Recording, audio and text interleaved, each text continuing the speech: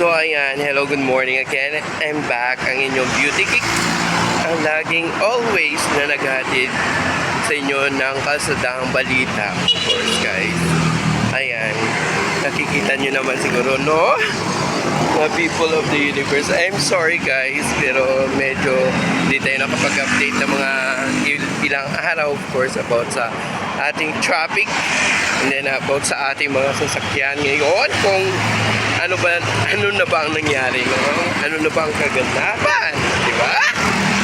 So ayan, nakikita nyo naman siguro na kakaunti na lang yung mga sasakyan na lumalabas dahil siguro sa patuloy na pagtaas ng ating gasolina ngayon.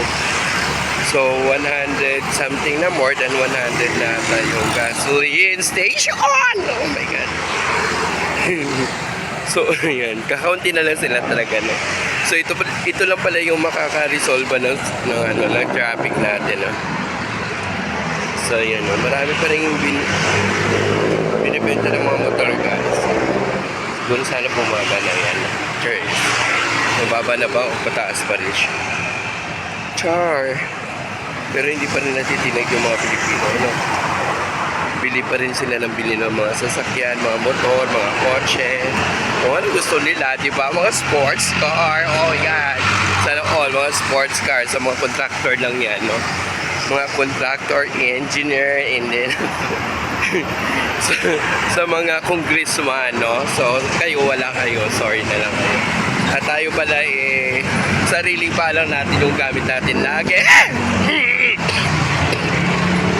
Ayan, nasa amin tuloy. So ayan, no, both lane natin is so very soft and no traffic at all, no? So ayan, pwede kayong gumala kung saan yung gusto at magpalipad ng inyong mga sasakyan dyan. Nakasadahan na to, no guys, no? So thank you, don't forget to subscribe my channel and click the notification bell para updated kayo sa aking mga kasadahang balita, no? Ayan. Again.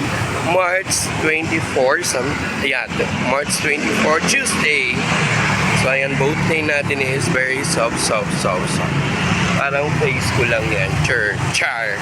Na medyo garagal. Char. So walang ka-traffic guys, no? So balak namin, no? So ayan, that's all for now. That's all for now. Bye-bye. Thank you so much. Don't forget to like and subscribe. Bye-bye.